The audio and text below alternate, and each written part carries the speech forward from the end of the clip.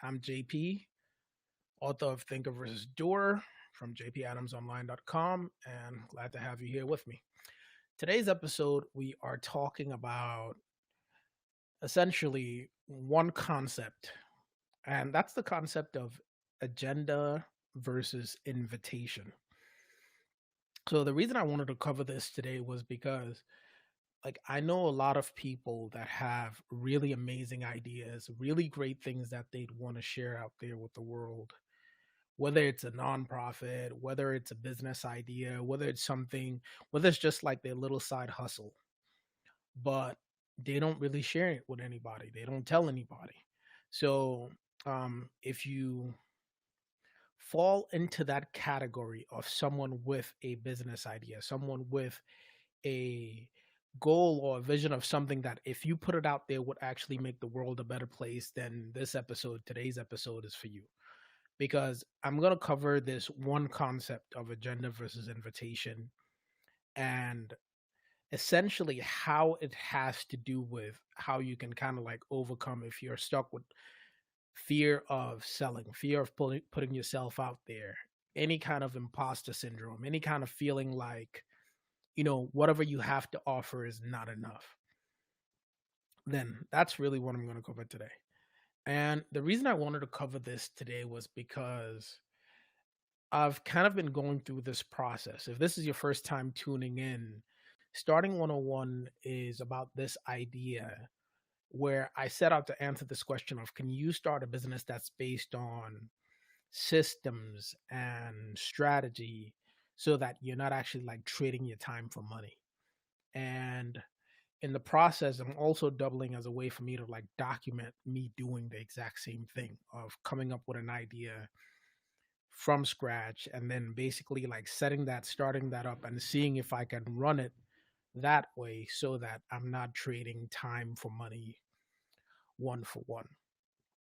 But it almost seemed like once I was ready to start this, I started kind of like opening myself up to a lot of conversations that I was in, but I wasn't paying attention in the same way. And as I started to like listen and pay attention, it's just like I'm finding that a lot of people have great causes and great ideas and things like that, but they don't necessarily put it out there or share it or make the ask. And so I struggle with the same thing myself because I think I'm more of a maker, I'm more of a creator, I'm more of an artist. And I tend to think of it like, the value of the thing should be in what it is itself. But two things made me realize that that's not always the case. Um, the first thing that happened was I was listening to I think it was like a podcast or a video or something like that. And the concept was basically of the high tech startup. And someone was saying exactly like why high tech startups get all these crazy valuations, right? Uber at 1 billion or whatever the hell it's at, Facebook at however many billions is at, and so on. So the reason they get this valuation is that the business is able to do two things. The first thing the business is able to do is they're able to tap into a market that has a huge amount of value, right? So, like if you say, I'm bringing something to the airline industry and they have a crap ton of like, whatever, $100 billion in sales or something a year. So, that's one factor. The other factor is they have to be able to then extract some percentage of that value for themselves. So let's say the airline industry is $100 billion industry, and I'm able to get 1% of that value for my organization, then that makes me a $1 billion company. So, and then of course, there's like multiples and things like that. But if you're thinking about that kind of idea, this guy was basically saying that that's how come all these tech startups are able to do that. And that got me thinking because in the same conversation, he got to talking about scientists, right? It's like Albert Einstein invented the atom bomb, the relativity theory, and all these things. And I mean, the guy he died on a government salary. So, not to be morbid, but looking at stuff like that, you have to stop and think and say, well, what was the difference there? Right? And it seems like the difference there is that once you know that you have something of value and you're actually able to like put it out there, then there's a couple approaches you can take, which is the approach of taking it to somebody else and having them do everything for you so that they give you a paycheck for a fraction of the value that you're delivering and you get the security. But I think if you're listening to this show and you're interested in the concept of starting anything, a business, an organization, whatever it is, and what the whole starting 101 concept is about, then it means that you want to basically create value without necessarily having it be a one-to-one proposition for I spend 1 hour and I get X dollars for that hour, because that has an upper limit that you will never surpass because there's only 24 hours in a day. And you probably need 6, 8 of those to sleep. So, this idea of agenda versus invitation comes down to selling. And it's like once you understand it, you'll see that it's basically a power that anyone can use for good or anyone can use for evil, for lack of a better way to put it. But if you think about it, it's most people that, let's say, someone screws you over, like a con man or something. They come to you with an idea. They tell you that idea and they say, hey, do you want to buy in? The Bernie Madoffs of the world. And they invite you into that offer. And you're like, yeah, sure. I want to buy in. And to them, at that point, they're able to completely absolve themselves of any responsibility because it's your choice to buy in or not buy in. Right. And they basically look at it like, for them, they don't care about you or your thought process. They only care about the fact that it's their job to do the best pitch possible, sell you as much as possible, and it's your responsibility to decide if it's the right thing for you. Now, that's the evil side of the coin.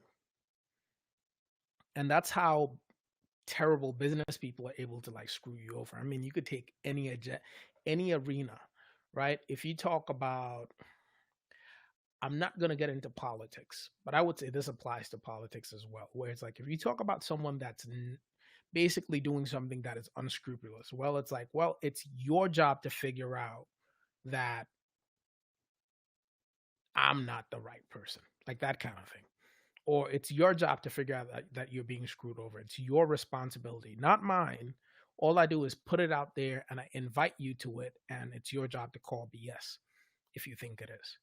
So, looking at that, if you are struggling with, if you have an idea, right? Because I think that at any stage, whether you're just trying to convince people of the idea, whether you're trying to validate the idea and see if there's anyone that wants to take in on it, whether you're trying to find a co-founder that's trying to like join you on your idea, whether you're trying to get a customer to buy in on the beta version, whether you're trying to get a customer to buy in on the real version, you have to be able to take your thing out there, put it in front of somebody and say, hey, I have this and I think this is worth this and this is how it would be beneficial for you.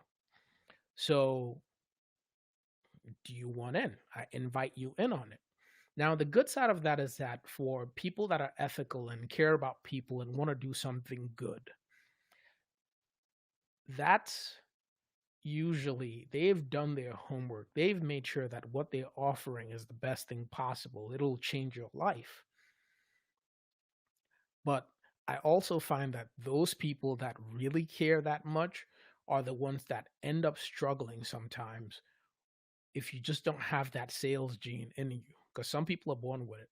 But if you don't have it in you, those are the people that struggle with the idea of like selling it because like, I know that this thing is good for you, right? You should buy this thing. Like you're coming in with that kind of energy. And if they decide not to buy it, you're looking at it like it's a rejection on you. But I think that the one shift right? As I was listening to all these things on, you know, people that think that it's a kind of like a just and fair world, which it seems like it's not, but I think it is in the larger scale. But bigger than that, I think that what happens is that if you see clearly what you're bringing to the table, and that's the thing, is like you don't have to say it's better than what it is, you don't have to say it's worse than what it is, you just have to say exactly what it is and who it's for, and then kind of like let that person say, you know what, you know what's best for you. I invite you to take advantage of this, because I think that for the people that don't put their stuff out there, excuse me, whether you are, you know, I feel like we are all makers, or at least if you're tuning into this, you are a maker, you have an idea, you have something that you're trying to put out there. Now, there are two ways that people will find it. They can either see you doing so great if it's that kind of thing, or if it's not that kind of thing, then it has to be something that you go out there and say, hey, I have this thing, and these are the things that are great about it. Now, will it be great for you? I don't know. But if you think it is, then I invite you to take advantage of it. So that's something that, it's like it seemed like the universe has been smacking me over the head with this idea um pretty much all week. Over the weekend, I saw something that just stood out to me. Today, I saw something that stood out to me. Yesterday, I saw something and that stood out to me. So, just like I come on here and I try to tell people about the intent framework and things like that, where it's like, what if you have a business idea, you have a project idea, you're struggling, you feel stuck with something, then here's a course that takes you day by day. From day one, vague and unclear. Day two, it extends it out. Day three, you flesh it out some more. By day five, you know exactly what your idea is, how you move from start to finish, um, what the major parts of it are, how you can talk about it, how you can share it, and so on. Like all of that starts in 5 days at like 10 minutes a day, right? So that's an example of like, that's exactly what the intent framework is. And if you feel like you have any idea that you feel that you're not 100% clear on it, then I invite you to go check out jpadamsonline.com/intent, because that course will take you from start to finish and you will be at a clearer point by the end of it. So whether you take me up on that offer or you don't, that's absolutely on you. But what I do know is that I spent days creating that for somebody personally that I cared a lot about, in order to get them from their stuck point to their finish point, because I didn't have a chance to do it in person one on one. So I was like, you know what? I know how to code, I know how to use systems, I know automation. I can automate it so that you just go here and sign up and it will show up for you every day. And by the end of it, you'll be crystal clear. So I think that that's once you shift that mindset from like having agenda, because that's the thing, is like it might not be for you. So it's not on me to say that is the best thing for you, right? It's not on me to say that is the best thing ever. It's not on me to even say that will help you. It's on me to say, if you are in this situation, then I have something that does this, and I invite you to take advantage of it. And I think that, I've been kind of like working with trying to get unstuck about starting to like sell my kind of like coder coaching thing that I'm going to use as my first test, as far as like moving this starting 101 idea out, and my first essentially my first business pitch. And in trying to do that, I found that I kept coming up against this internal block at the idea of like selling something. And the realization that I had is that I have to be as honest as possible about what it is, not downplaying it, which I tend to do, and not overhyping it, which is something that I don't actually do that much of. But a lot of people are out here running around over promising things that do not deliver, services that suck, products that suck, but they don't care because as long as they put it out there and they invite you, they can absolve themselves of any kind of guilt of screwing you over.